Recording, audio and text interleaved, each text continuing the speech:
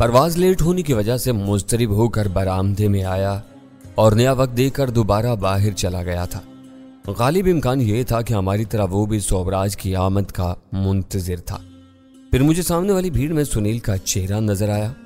اس کی ساری توجہ حال کی طرف مرکوز تھی۔ میں اپنی جگہ چھوڑ کر آگے بڑھا اور اس کی طرف دیکھ کر ہاتھ ہلایا۔ اس نے بھی میری طرف دیکھا۔ لمحہ بھر کے لیے ہماری نظریں چار ہوئیں، پھر اس نے منہ پھیر کر مجھ سے بچ نکلنے کی کوشش کی، مگر میں نے تیزی سے بڑھ کر اسے جا لیا۔ اوہو کرنل صاحب، میں نے پکارنے پر اس نے پلٹ کر یوں کہا جیسے اس نے مجھے اسی وقت دیکھا ہو۔ اس کے چہرے پر ہوائیاں اڑنے لگی تھی۔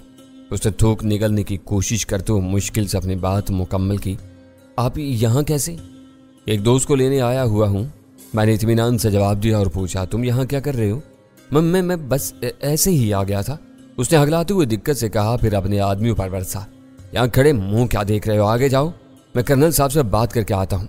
وہ دونوں راج محل کے نچلے درجے کے ملازم معلوم ہو رہے تھے۔ سنیل کی گھر کی سن کر تیزی سے آگے بڑھ گئے۔ سنیل نے ان کے جانے تک زبان بند رکھی۔ میدان صاف ہوتے ہی وہ میرے قریب ہو کر رازدارانہ آواز میں بولا، شاید راج صاحب اگلی فلائٹ سے آنے والے ہیں، میں ان کو لینے آیا ہوں۔ اوہ، اس میں اتنی رازداری کی کیا بات ہے؟ میں نے اسے گورتے ہوئے کہا، صاحب کچھ ایسی ہی بات ہے، اب یہ خبر سختی سے چھپائی گئی ہے، یہ راج صاحب کا حکم ہے۔ حیرت ہے کہ صوبراج کو لینے کے لیے تم اکیلے آئے ہو؟ میں طنز کرتے کرتے اچانک رک گیا۔ مجھے یاد آ گیا تھا کہ اس نے صوبراج کے ساتھ اپنی بیوی کے غیر اخلاقی مراسم کی بات کرنل داور کو نہیں، ڈینی کو بتائی تھی۔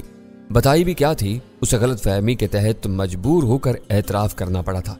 بہت سے لوگ آتے مگر میں نے راج صاحب کے حکم کے مطابق کسی کو خبر نہیں تھی۔ اس نے میری ادھوری بات کو مکمل سوال سمجھ کر جواب دیا، سب سے پہلے تو اخبار والے ہی یہاں گھس آتے، ابھی میرے اور ان دونوں نوکروں کے سوا کسی کو کچھ معلوم نہیں ہے۔ جاؤ اور اپنے مالک کا انتظار کرو، انہیں میرا سلام کہہ دینا، وہ آ رہے ہیں تو میں شام کو ان سے ملنے کے لیے راج محل آؤں گا۔ میں نے جان بوجھ کر صوبراج کے لیے ایسے احترام امیز صیغے استعمال کیے تھے جو راج محل میں کرنل داور کے معززت خانہ رویے سے میل کھاتے تھے۔ میں آپ کا پیغام ان تک پہنچا دوں گا، اس نے دونوں ہاتھ جوڑ کر عاجزی سے کہا۔ ان کے لیے تم VIP لاؤنج کی بجائے یہاں کیوں بھٹک رہے ہو؟ جاتے جاتے میں نے اس سے وہ چھپتا ہوا سوال پوچھ لیا جس کا جواب مجھے معلوم تھا۔ وہ اپنے لاؤنج سے آتے تو خبر تیزی سے شہر میں پھیل جاتی۔ اس نے یوں کہا جیسے VIP لاؤنج صوبراج کی آبائی ملکیت ہو، وہ عام مسافروں میں گھل مل کر آ رہے ہیں تاکہ بات نہ پھیلے اور انہیں سکون سے یہاں کے حالات کا جائزہ لینے کا وقت مل جائے۔ یہ یاد رکھنا کہ میں شام کو ان سے ملے بغیر راج محل سے نہیں لوٹوں گا۔ یہ کہہ کر میں نے ہاتھ ہلایا اور وہ یوں بھاگا جیسے میں اسے دوبارہ روک لوں گا۔ صوبراج کی متوقع آمد کی وجہ سے ایئرپورٹ کی رونق خاصی بڑی ہوئی تھی۔ کئی فریق وہاں جمع ہو چکے تھے اور سب ایک دوسرے کی موجودگی سے بظاہر بے خبر تھے۔ سنیل اس بھیڑ کا پہلا آدمی تھا جس سے میری بات چیت ہوئی تھی۔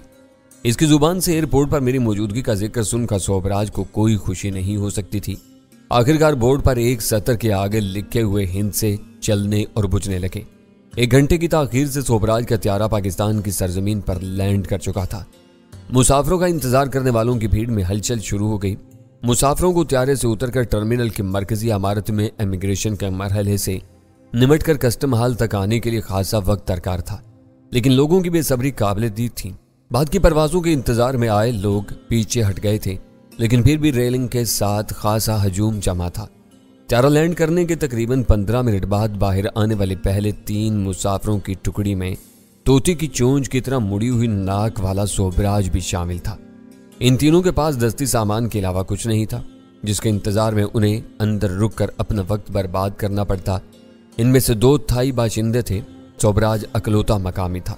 اس کے کرتوت کالے اور قابل نفرت تھے، مگر مجھے اپنے دل ہی دل میں یہ مان لینا پڑا کہ وہ خبیث بہت وجیح اور شاندار شخصیت کا مالک تھا۔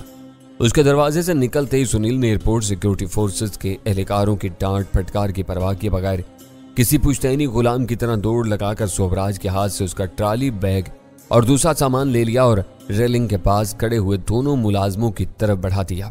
وہ عجیب لمحات تھے۔ مجھے اپنی آنکھوں پر یقین نہیں آ رہا تھا کہ صوبراج اتنی آسانی کے ساتھ پاکستان واپس آ چکا تھا۔ اس کی غدارانہ حرکتوں کی وجہ سے میں اس کے خون کا پیاسا تھا۔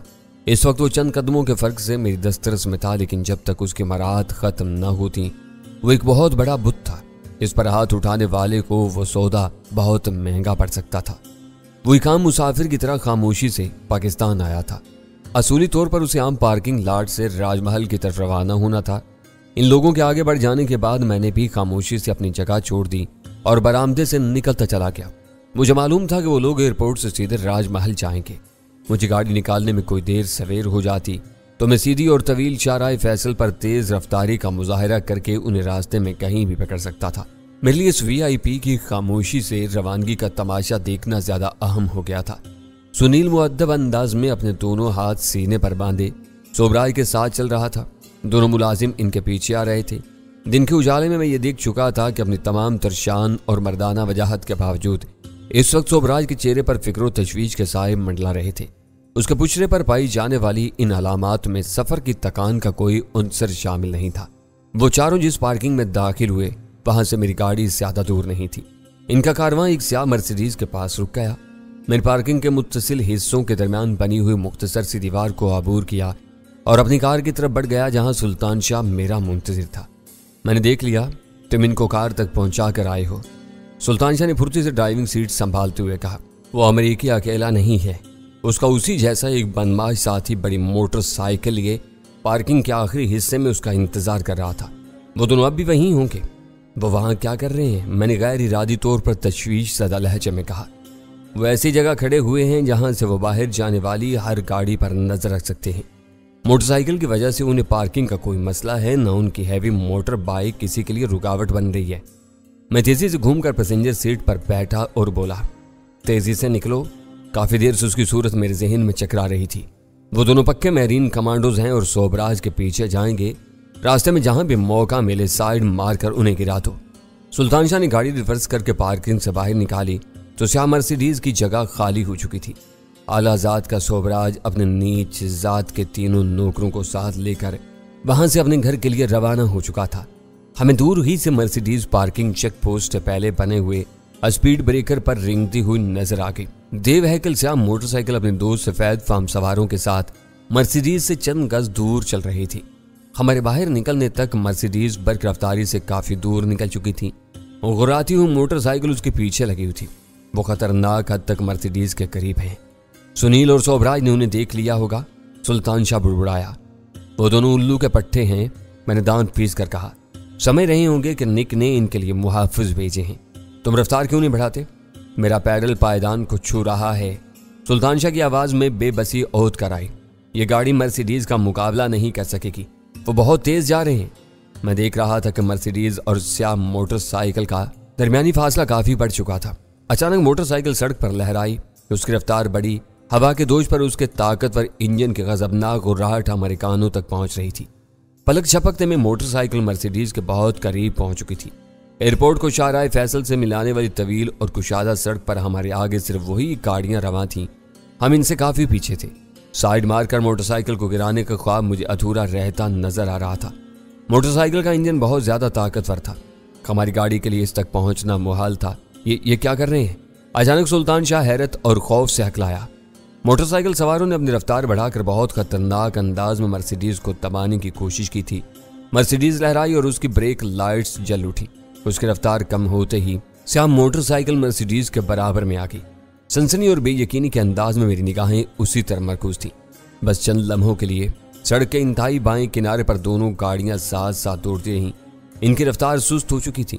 اچانک موٹر سائیکل کی طرف سے پے در پے کئی شعلے مرسیڈیز کی کھڑکیوں کی طرف لپکے اور مرسیڈیز کچے میں اتر کر درختوں کے ایک جھنڈ سے ٹکرا گئی۔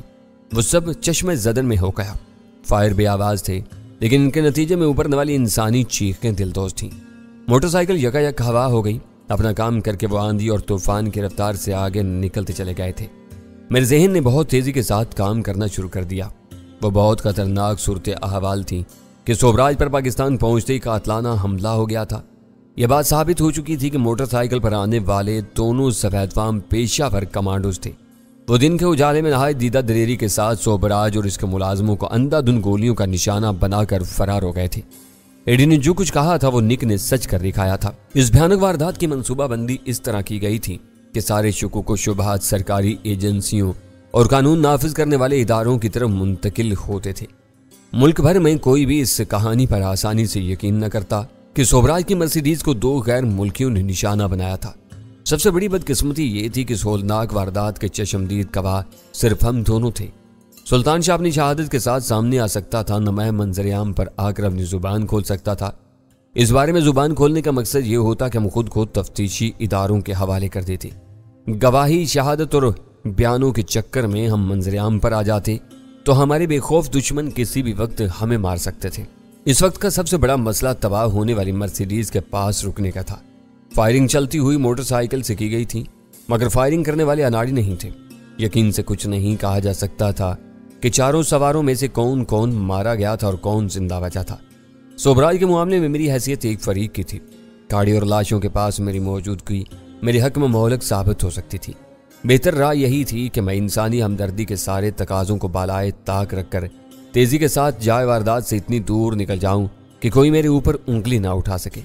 مرسیڈیز اور اس کے سواروں کا متوقع انجام دیکھ کر سلطان شاہ نے فوری طور پر اپنی گاڑی کی رفتار کم کرنا شروع کی تھی کہ میں نے اضطراری طور پر اس کے شانے پر ہاتھ مار کر کہا، رکنے کی ضرورت نہیں، رفتار بڑھا کر سیدھے نکلتے چلے جاؤ، پیچھے آنے والے انہیں دیکھ لیں گے، ان چاروں میں سے کوئی بھی نہیں بچا ہوگا۔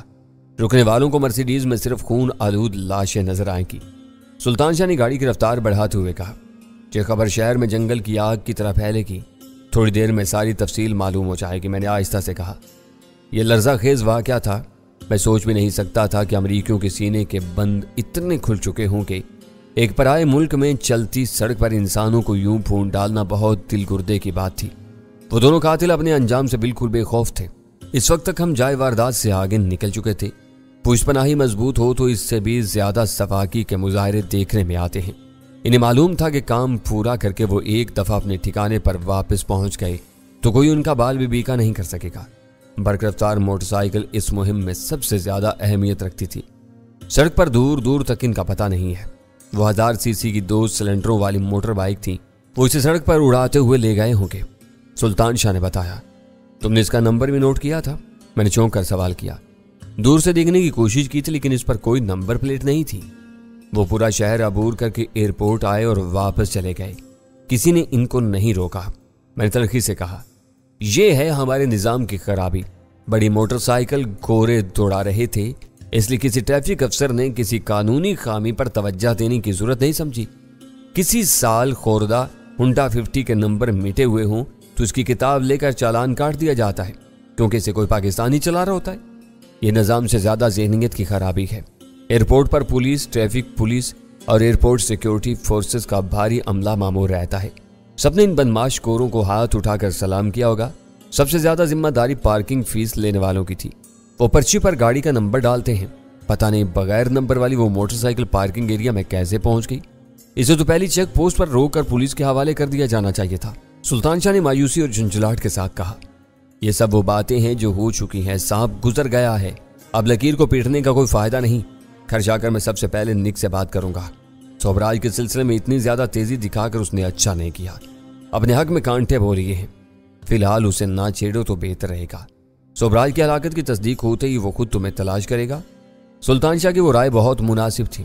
مجھ رابطہ ہوتے ہی نک کا پہلا سوال یہ ہوتا کہ میں کب ڈینی کو اس کے حوالے کر رہا ہوں۔ جلال سوبراج کے معاملے میں پوری طرح سرگرم تھا۔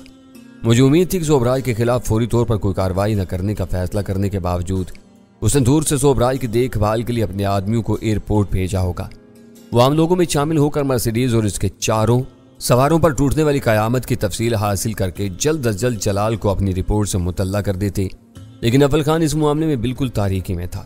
وہ میرے ساتھ ایئرپورٹ جانے کے لیے پوری تیاری کے ساتھ ہمارے گھر پہنچ گیا تھا، لیکن باہمی مشورے کے بعد اس نے خود یہ بات تسلیم کر لی۔ ایئرپورٹ پر اپنے فرائض انجام دینے والے متعدد ایجنسیوں کے افسران اسے اچھی طرح جانتے تھے، جبکہ میرے ساتھ کسی معروف آدمی کا جانا فائدے کی بجائے نقصان کا سبب بن سکتا تھا۔ وہ خوش دلی کے ساتھ گھر پر رک کر میرا انتظار کرنے پر آمادہ ہو گیا۔ میں سلطان شاہ کو اپنے ساتھ لے کر ایئرپورٹ کی طرف روانہ ہو گیا۔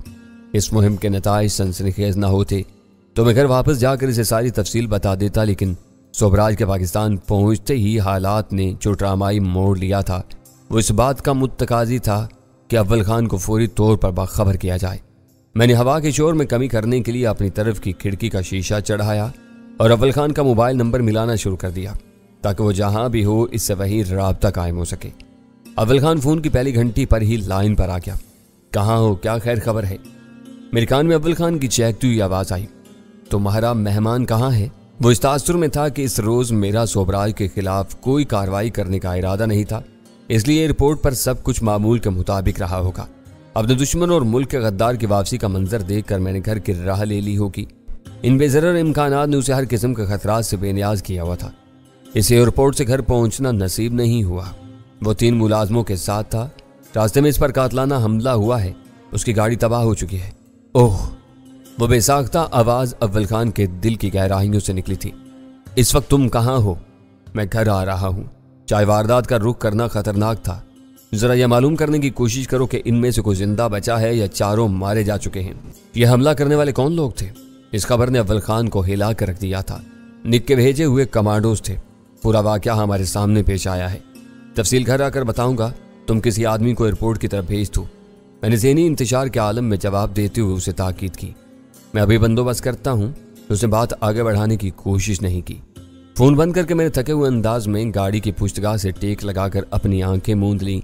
مرسیڈیز کے سواروں کے غیر متوقع انجام پر میرا ذہن معاوف سا ہونے لگا تھا۔ سلطان شاہ خاموشی اور تیز رفتاری سے گاڑی چلانے میں مصروف تھا۔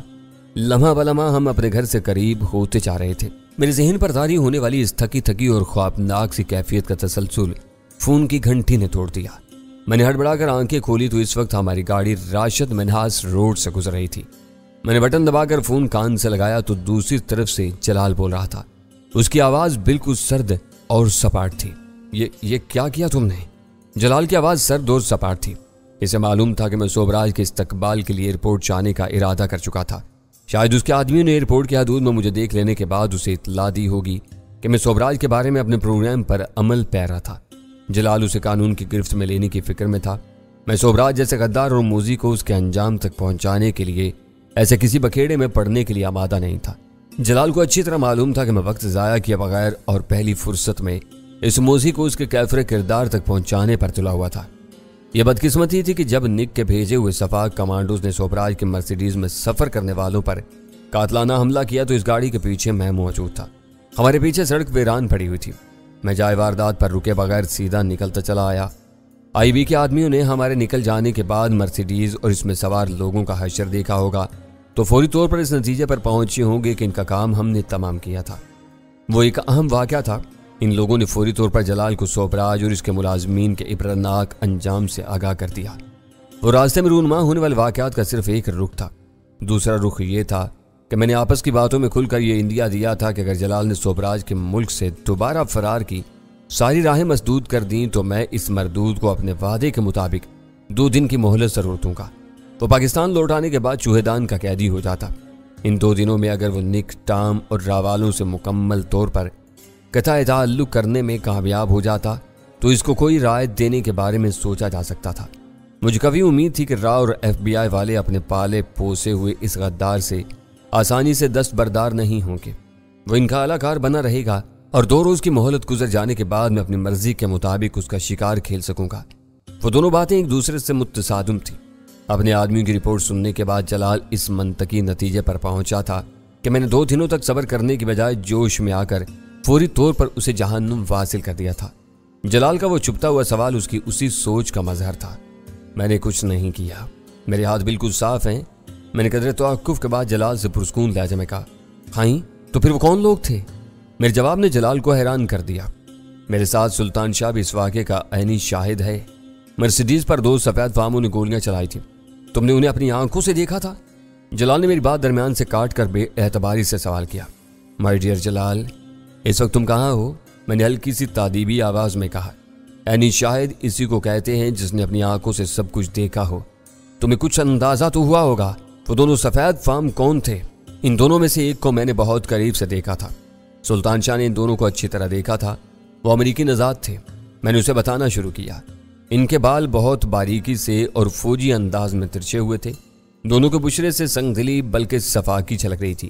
وہ پہلے سے ایئرپورٹ پر سوبراج کی گھات لگائے بیٹھے تھے۔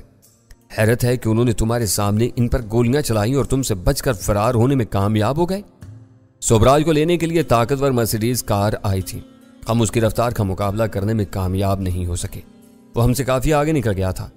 میں سوبراج کی نہیں، ان دونوں حملہ آوروں کی بات کر رہا ہوں۔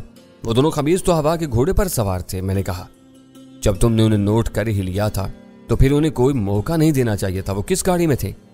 मैंने उसकी बात दरमियान ही से उचक ली और जवाब दिया, वो लोग अकल से पैदल नहीं हैं। उन्होंने सारी मंसूबाबंदी बहुत होशियारी से की थी। अपने फरार की राह साफ रखने के लिए उन्होंने 4 पहियों वाली किसी सवारी के बजाय एक ताकतवर मोटरसाइकिल इस्तेमाल की थी। सुल्तान शाह का ख्याल है कि उसका 2 सिलेंडरों वाला इंजन 1000 सीसी से कम नहीं रहा होगा।